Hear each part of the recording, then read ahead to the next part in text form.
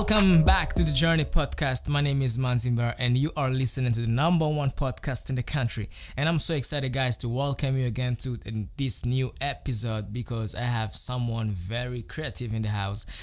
And I'm going to take a little bit of time introducing him. Yannick Kamanzi. Welcome, bro.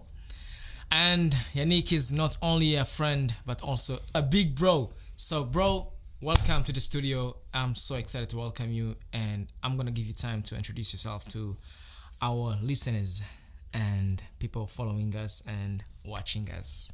Ladies and gentlemen, thank you very much. Yannick Kamanzi in this space. Happy to be in a happy place with my brother Manzi Mbaya. And as you all know, this is the Journey podcast. At some point, this guy cursed, but I believe that was like in rehearsals. So, we're good, we're vibing, we're happy. It's a Journey podcast. We're creating alternative history. You already know. We're telling the world, Corona, but 2020 is still 2020. You know what I'm talking about? You feel me? We're still thriving. We're still making big moves. We're leveling up.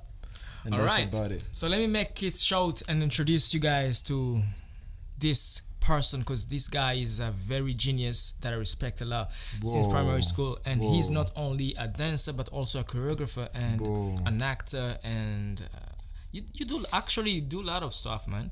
A drama. You are just an artist. Exactly. I'm amazing. I'm vibes in motion. Perfect. And I brought you here because last episode I was with Tristan and we were talking about you because we went back in the days in primary school because we were talking about escaf. Yo! Yeah, man. Damn. So let's go from that journey and talk about escaf and see, because for me, that's what I talked about in the last episode. I told everyone that when I started to watch people dancing, I started to see Tristan at school because back in the days, I was just playing football. Yeah, and then I remember he was dancing with you, and battling, in fact, every afternoon. Exactly. So I've always wondered, how did you guys connected through dance, and what was your inspiration through dance? So, the journey for me doesn't start at escaf. It goes a little bit long ago. Yeah. Previously. So I think I was 4 years old or 3. By the time, I was 4 years old and we were living in Butare, in Huye. Yeah. And you see, I was born, in between Rwanda and Congo, whatnot. Even, at the SCAF, I was called Muzairwa. Because, Nicolas Zairwa. People couldn't understand. Me, I was told I was Rwandan, but I couldn't speak in Rwanda. I didn't know anything about Rwanda. And I wanted to belong, I wanted to find a place to be. And and imagine at 4 years old, there was something bothering me, I would go at my friends, and his grandpa would come and be like, Arja Urinde. And I'd be like, Yannick, Wokwande, Wokwa Kamanzi Wokwande. And then I'd be like, what, man? Because I couldn't trace. Yeah. So people couldn't relate. And then one day at school, this woman, an angel, started teaching us how to dance traditional dance. Kinyarwanda traditional dance. So that was my first actual training. Like I was base. 4. That's the base that I have, the Kinyarwanda traditional dance. And I was trained for like a year and a half. And then later, the woman, I didn't keep the contact. But then I started dancing, with Michael Jackson, with Dombolo, with all the other stuff. And that's, I think, how I got to escaf. That's how I started battling Tristan on Wall to Wall, on Gimme That. Holy shit, that was when Chris Brown was coming out. Exactly, we were on Chris Brown songs, on Usher, on that the banger. Do you stay? You can do it all by yourself. Let me see you do it. Hey, let me see you do it. Hey, that's the song. Nice. Big up. So from there, then we grew after I think it's 2008 when we started going to I started going to Saint Andre. You started going somewhere else. Yeah. Right. And I remember I was admitted in the school on a Sunday-ish. By the way, before we continue, Saint Andre is high school, so that's when we went in high school. Exactly, that's when we went in high school. Yeah, vibes. I forgot some people wouldn't understand. We are international, bro. International, man. The number one podcast in the country. You know. So I was saying. Another one. As a brother and I stepped into high school, I went to Saint-André.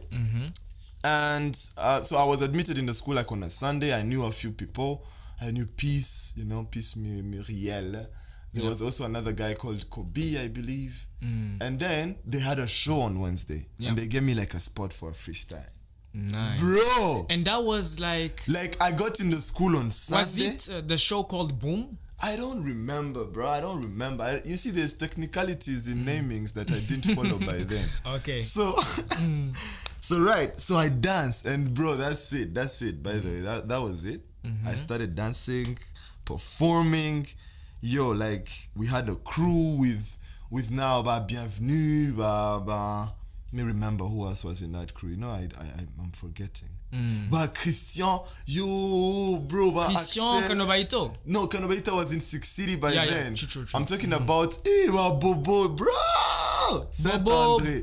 Quel Bobo là? Man, check my photo. Bro, Numa, na Fred. Then later, I quit Saint-André. But in between, I joined a church, a church dance team called Shekinah Drama Team.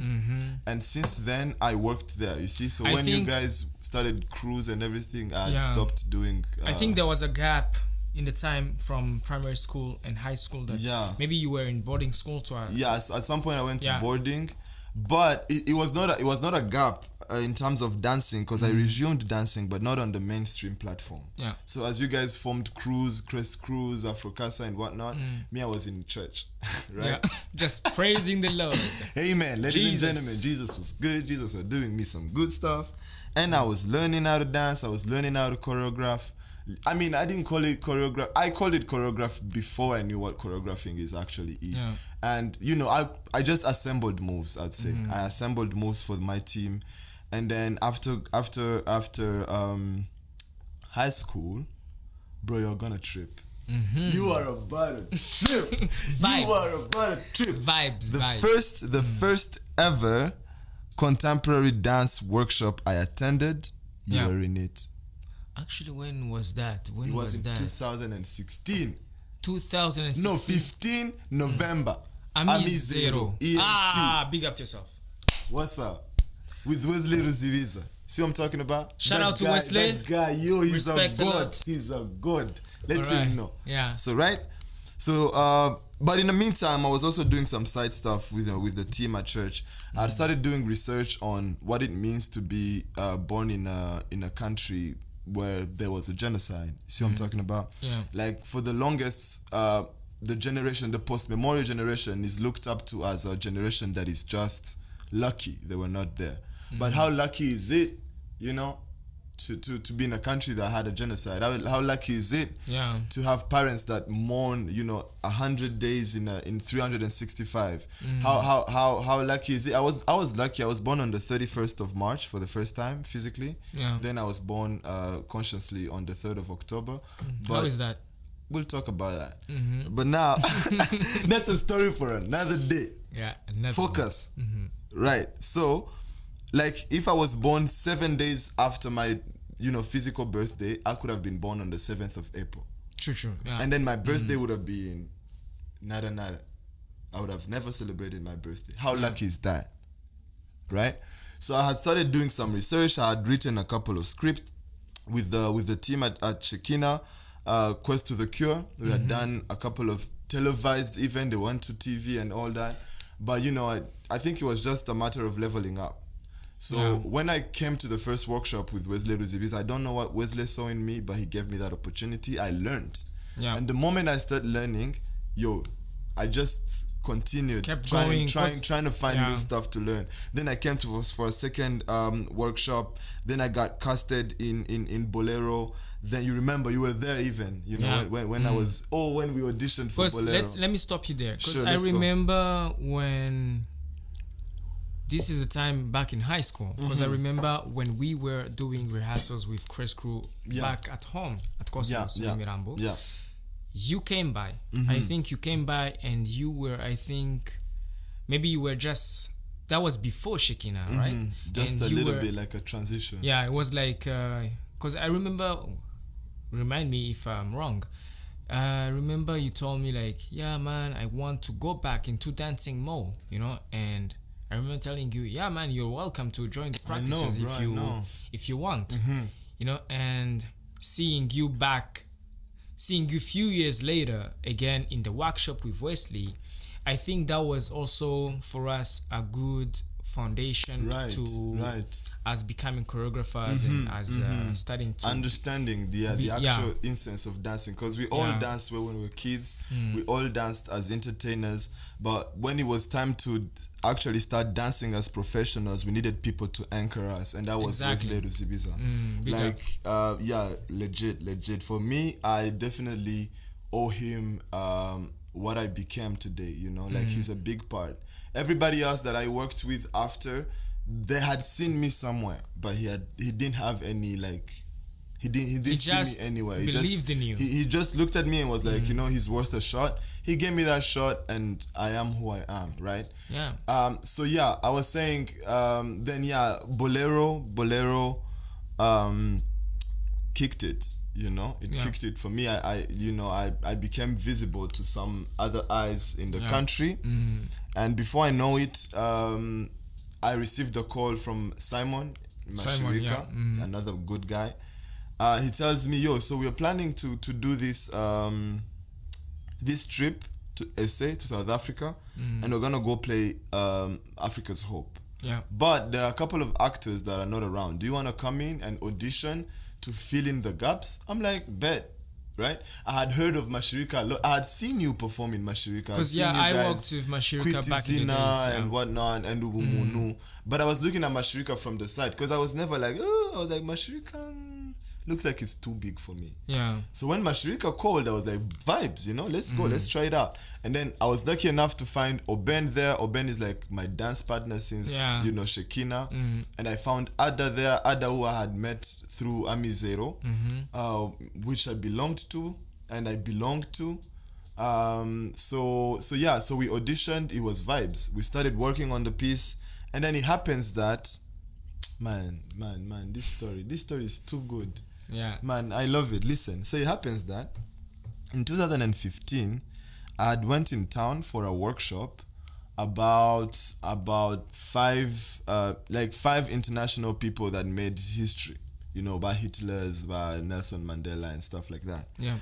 And then I got hooked in the place, and we started learning about the genocide, and I started doing research from there, and that's where I started writing from, and I became acquainted, and I became like a kid in that archive center. It's in town. It's called Iriba Center.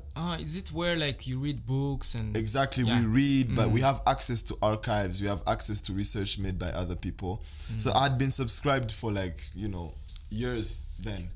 Then it happens that in that same period, as we were rehearsing for Africa's Hope in Mashirika, Iriba had organized a conference in which Hope would speak, would be one of the keynote speakers. Yeah.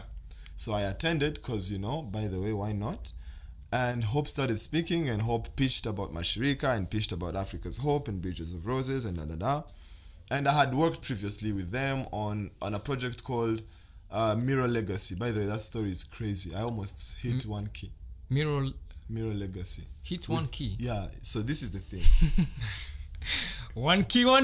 Shout out to you, bro. No, one key is a god, by the way. That guy, he has always been a god. That's why him. I need to invite him actually on my Bet. One key needs to come. Yeah. So listen.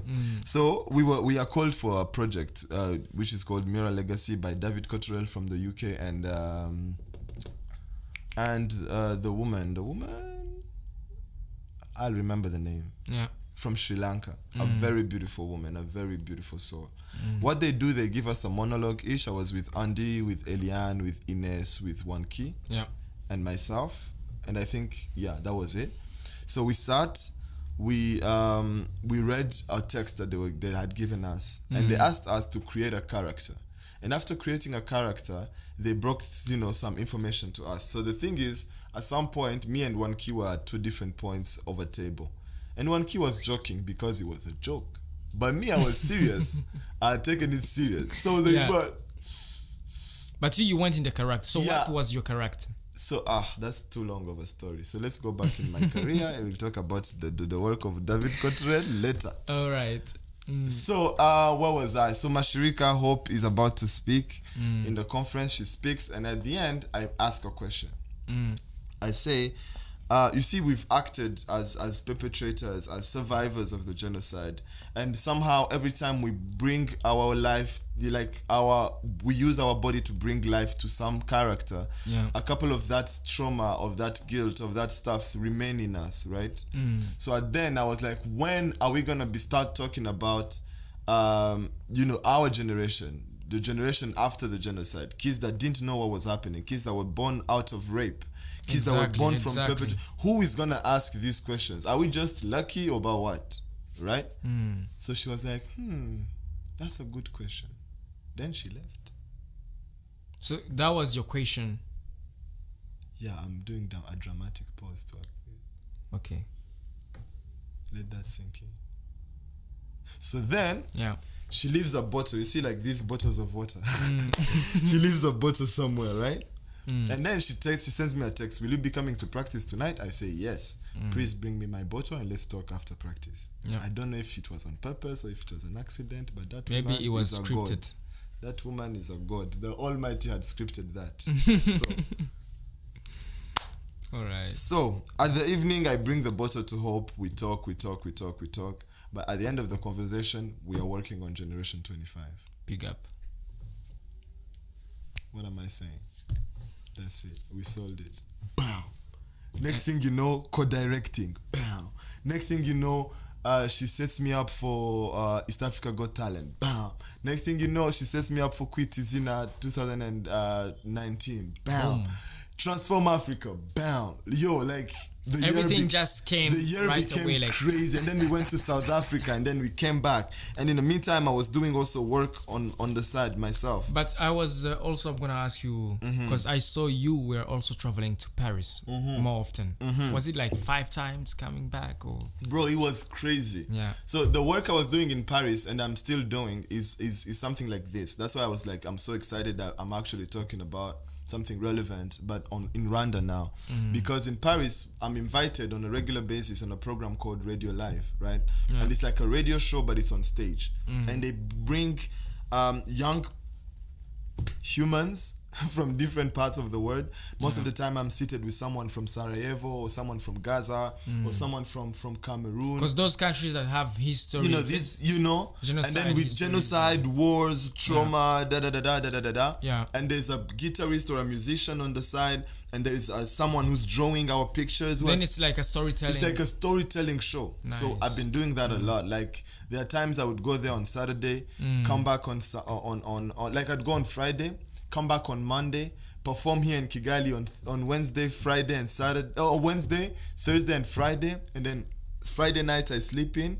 Saturday morning I fly back to Paris and perform on Monday. You imagine, like at some point it can be overwhelming, but it's also fun. I can imagine. It was fun. It was like thrilling. I was making it in life, but I also was getting emotionally tired. I was also getting it was becoming because I can too imagine much. Like traveling, going and coming back at the same time, walking. I'm not complaining, bro. I'm not complaining. No complaints. My nigga, that's blessing. It's a blessing. Yeah. Man, you imagine, man. You know me. We started from Nyamirambo. Exactly. Seeing us traveling just for a man to Paris to perform and coming back. I know. It's a crazy It's a vibe, shit. man. It's a crazy shit. It's a vibe. And today we're doing it. Today I'm sitting here in your studio, bro. Your man. This isn't this like.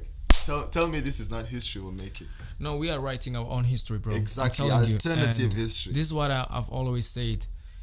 Nyamirambo all the way, I'm talking about. Nyamirambo, growing up in Nyamirambo, if you have heard my first intro of the episode, I've tried to talk about myself, about why I've brought this journey podcast, because I felt like there was so many things to talk about, like between us artists, and inspire each other, and also inspire the young people watching us, or all the generation, anyone. You see, let me tell you this thing. I'm about to prophesy real quick, because I'm a prophet. All right, Real quick, in front of the world, ladies and gentlemen, listen. I'm tapping into the spirits right now, and I'm about to tell something real quick to this guy. Man, our generation is about to make change in every sense of the way. You know, our culture had been dragging, culture and art had been a luxury for the longest of time. Exactly, man. You know, we were facing people who died. We were facing history that was heavy. So culture, music, dance, that was a luxury. Yeah. But time has come. You know, the sacrifice has been done. We've seen what we know. Now it's time we learn back. We learn back what it means to be Rwandan, and we evolve as Rwandan. We compete internationally. I see a person like you. I see a person like you on Netflix next year. Not even like in 2 years. Big up to yourself. I see a Talking person about like, Netflix. Let's go. February. Let's go back to February. Let's Yo! go back. Oh my God! Oh! Now it's done. Let's go. We've been tapped. The Almighty has certified. Now tell me. All right. So here I'm just sitting. Right. And then I receive a call from a friend, just Chris Timkumba, you know, and then he tells me, yeah, man, just come at Rwanda Initiative. There is an event, you know, and then I take my moto, I go. And then when I reach there, I'm like, oh, this is a nice performance, because there was, right? No, it was an event of, I think it was Goethe Institute and sponsoring. Oh, you guys with Natasha. With Natasha, and I even performed with candles. True. Yeah. So, but when I came, it was the performance of Natasha and Cheryl. Right. Yeah, big up to them. And then, man, those are queens, by the way. Those are queens. Yo, we love y'all. That's much it. love. That's it. Then, you know, and then after watching the performance, I go to the bathroom. Then I meet this guy. I'm like, who is this stylish guy, man? Right. But of course, I know him. Saul Williams, you know. Vibes. And then when I meet Saul Williams, because we were going to the bathroom, and I was like, no, it's okay, you can go. Then he's like, okay. Then he goes in. Like, right. When he come back, then we introduce each other, and then he follows me on Instagram. I was like, oh, this guy is humble. We follow each other, and then you see he's certified. And then I tell him, yeah, I'm a choreographer, I'm a dancer, and he's like, you know, I'm looking for a choreographer for my upcoming movie. And then I'm like, cool. Then I go back home. You're a god. When I go back home, I'm just sitting, and then I receive a DM from him. But it's crazy, when he came, was it 2017 or 2018? 2017 maybe, I guess. Because we had a performance. I think you were there. You know the workshop we did with Koba, the South African guy? He was there? He was there in the audience, because when we performed in the Belgian you were tripping residence. You were tripping me. He was there. Do you know it was my first professional solo? Yeah. Do you remember my solo in a white pants? Yeah. And Saul Williams was there. That's why. Yeah, that's why. He was there. And I'll tell you my story. Continue, tell me. He was there, and then, because I remember seeing him with his wife, you know. Shit. And they were just going out, and I was like, and I just heard from maybe, I think was other artists, oh, Saul Williams, he's an American artist, but I didn't. Then I had to make a research. I had to know, who is this person. But I'm mind blown. Then I went online and no, shut up. All right, big man. Fuck. Then listen. Then I went back online. I did my little research, and then I was like, so this is Saul Williams. And then I went on Instagram. I texted him. I was like, because I've always had a dream to be a part of a movie. You know, I was like, I've heard you want to film a movie here in Rwanda. Please, I would love to be an actor in that movie. I would love us to join the cast or to join the auditions, you know. That was just a DM, because that's random of a fan DM, you know.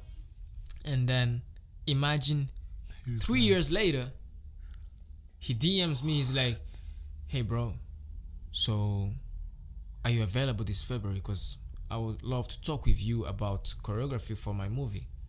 You're true. I was like, you know, of course I'm available. Right. I'm like, you know, because you're a bro. Then I take my... He's a god, man, chill.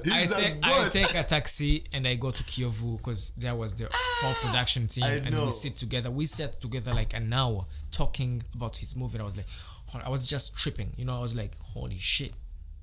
In it.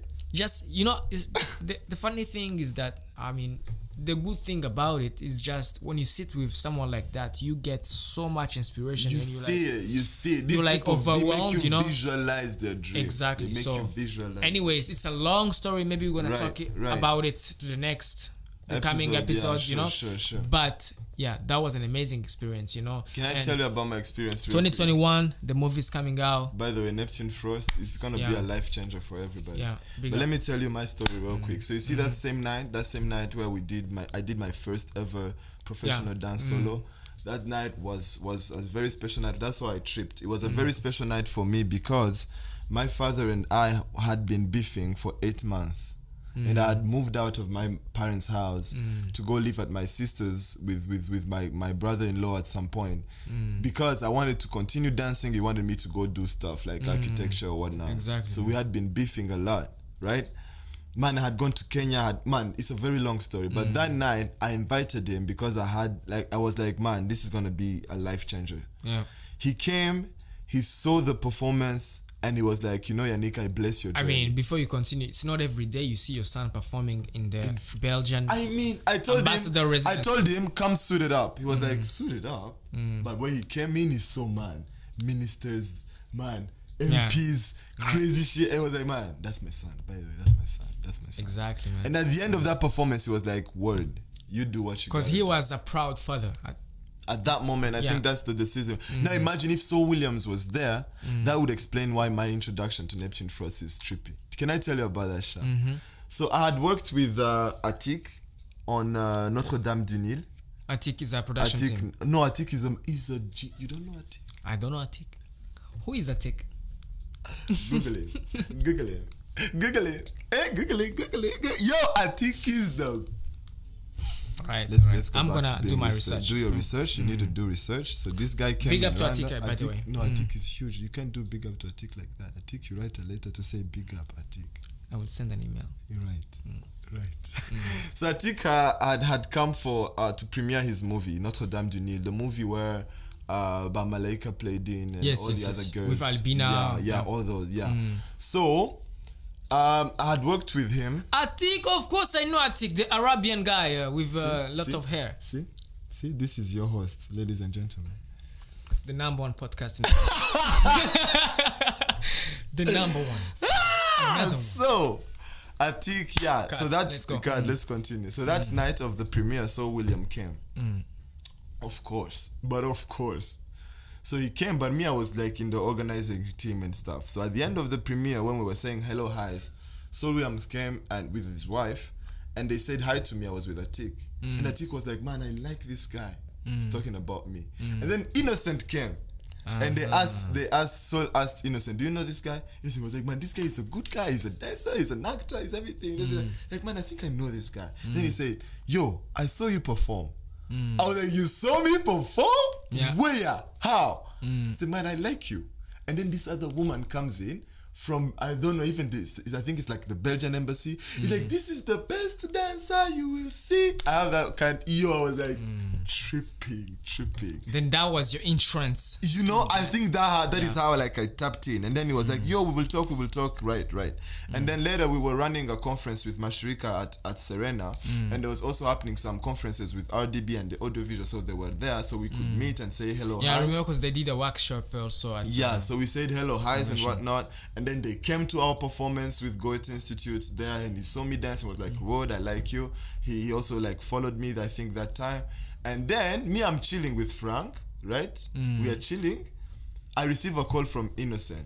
He's like, yo, Yannick, by the way, you have a role in this movie and you are speaking. So come Tuesday, da-da-da-da-da. I'm like, right, a movie? Why not? So I was with Frank, right? Yeah. So we say, let's go to this audition. So we go, we get there. That's when I think I found you all there. They gave us a script and everything. You mean in Kiyovu, right? In Kiyovu. Yeah. But then Saul tells me, I'm Matarichi. He tells me the dates. And I realize in those dates I'll be in France. Yeah. So I tell Saul, man, no, it's not possible. I'm not around. But, man, Frank is here and Frank is a great dancer. He wanted me to do the other scene he did with Frank. With me. Yeah. Holy shit. Yeah, man. I remember. So I hook up Frank. Frank is starstruck. If you know, Frank, Frank is in love with Saul Williams. Yeah. Not for sex or anything, but he's in love with Saul Williams, period. So Frank is starstruck and whatnot. But Saul is like, man, I still want you on this project. When are you coming back? I tell him the next day. He's like, the moment you come back, find me. Wherever I am, find me there. I'm like, man. Big up. So He's so humble. That's what I like about Saul. He's so humble. I love Saul. He's so real also, and True. very inspiring. True. Just man, he's a god. He's a god. He's period. a true legend living. So living that's legend. English. It came in ships. C'est pas ma langue maternelle. Let's go. That's it. That's how I got into Neptune first. And man, I think it's a blessing. We danced together, we acted. Yeah. And man, I can't wait. I really I feel very grateful because that was a very special moment for all of us. You know what I was grateful for the most? Meeting beautiful people. Exactly. I met a lot of beautiful, like Tanya, like everyone. Everyone we met. Because it was just a big group of so many talents, and like he got me closer to Mashirika, to Makembe, everyone, and all these people, man, are gonna level up so bad. Yeah. It's beautiful. It's so a new era. Yeah, it's been a long journey and an amazing journey, and I'm very happy that you are able to share with us here at the podcast. Right. And I want to know, because we are in the COVID pandemic still, and I want to know, how do you mention something like that after touching me several times in your podcast? Shut up. We were, ladies and gentlemen, this was not recorded in September. Right. Okay. We were. So, I want to know your experience with the COVID. Right. How was that? So after, COVID, because we came from the movie in February, and then March the COVID-19 hits. So let me tell you this. Because you need to come close a little bit to the mic so that I can hear your voice. But it's COVID, man. 1 meter. Okay, so listen. 1 meter. I know. So now you go back. There is 1 meter. By the way, this is 1 meter. It might look small, but this is bigger than you think. So listen. So this is how we went. Normally, for the last 3 years, January is the month on which I do my planning. Yeah. Then I do the concepts, I write stuff, I sell them, and I make sure I have work for the rest of the year. This year was fully booked. I had plans every month. Yeah. In fact, February, I had to cancel one plan to come to Neptune first. And March, they closed the borders, and on 18th, I had a flight on 19th to go to Paris. So COVID found me. So I used to live with my sister, who now was pregnant and was expecting twins. And I was like, man, I need to move out. Yeah. So I gathered a couple of money that I had to renovate quickly my place in Nyamirambo, so I moved back in. But COVID finds me 1 chiraka away from doing that. Do you understand that stuff? Broke as a mother flower. So I end up chilling at my friend's place for 6 weeks. Relax, man. No, man, this is emotional. This, my chi, is rock bottom. So yeah, I chill at my chi for 6 weeks. The whole, my birthday finds me there. Man, I was supposed to enjoy my birthday from France, but long story short, my birthday finds me there and everything. And then from there, I go to my parents' house. Man, it had been 5 years since I lived with my parents. I couldn't sleep for 3 weeks, but that's a story for another time. Yeah. But family issues. That's not family issues. It's me issues, bro. I would go visit them. I love those people. I would go visit them. Yeah. But I would go back home because that was... so I couldn't sleep for 3 weeks, but then I coexisted. It went, I reconnected. It was beautiful. But then the virtual festival happened, Ubumunu Art Festival, the virtual experience. Man, it's a very huge story. Imagine we had an MC in France and another MC in Nigeria. Our communication team was in Nairobi. We were producing stuff from Rwanda, and our broadcasting agency was in South Africa. That's how badass we be. That's how badass we be. Period. So, Obomono ended the 19th, and I was like, on the 20th of July, I need to be in my home. 20th of July, I'm at HQ. But man, HQ is empty. You know HQ now. Yeah, but HQ was empty. Actually, we're going to make you guys visit the HQ. We need to make a little video, and then we can bring it to the podcast so people can watch it. They can see what HQ be. Exactly. So I chill at my place, man, it's empty. The payment from Obomono, man, even food is you get. But man, now you know how it is. Now it's there. It's fully funded. We have a whole team. Actually, I just visited the HQ this morning. Isn't it like the most mind-flowering space in Kigali? It's mad. I think people are not ready. They are not ready. They are not. By the way, guys, this is what's happening. And if you're an artist, if you are someone who's trying to make change, if you are younger than the genocide, I'd say. Why am I saying younger than the genocide? Is because, man, for the last 6 years, I've been trying to talk for the post-genocide, generation. Yeah. And for the longest, it's either I was an entertainment cause, it's good material for TV, blah, blah, blah. Yeah. Or when I ask questions, people would be like, those are right questions. But they're too busy, man. We can't judge them. Yeah. They're doing great stuff. So now we need young people, young artists, young business people, young entrepreneurs, young IT people, young everything, need to start creating small networks and level up together. And the more we lift each other, the more we grow, man. Exactly. And when we are able to be millionaires at 25, at 28, at 29, we can now sit with other people, the older people, and ask them, what's up? How can we help? Now we have the money, we have the time, we have the energy. How do we be helpful? And that's what we need. We need a community of people who are ready to be helpful for their space, for their country, for their city. Exactly. But using their skills and benefiting from their craft. Us, you, me, and everybody following and watching us. And Ali behind the scene. Ali behind the camera. This guy is too smooth. Comfortable. You see, if opportunity came at Ali's door and knocked, and Ali was not around, opportunity would wait. Yeah. Because Ali is too bad. Look at him. Smooth. Just smiling. And grabbing the camera. We love you, Ali. Drink. Big up. Period, my G. Period. I know now you don't want me to go. Yeah. So. But I have to. Yeah, time is going. Time is going. We've been having an amazing conversation.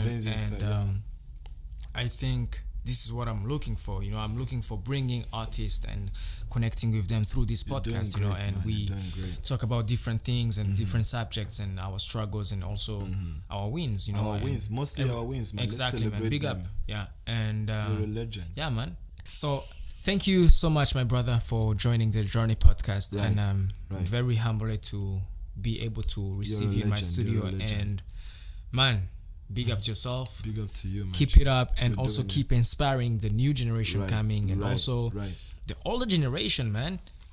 Because I think there were so many things to learn from you and to learn from your work. You are not only a dancer, but also a musician, but also a drummer. You do so many stuff, and movie. And I can't wait. And a friend. I can't wait and for a brother. Exactly. And so, a husband to all of y'all single ladies. I can't wait for people to see the Neptune first and see you acting in the movie. And big up to yourself, man. Big up. Choreographer, bro. Do you know? Do you know? Bro, can I take a picture with you real quick? Let's take one moment. Let's let that sink in.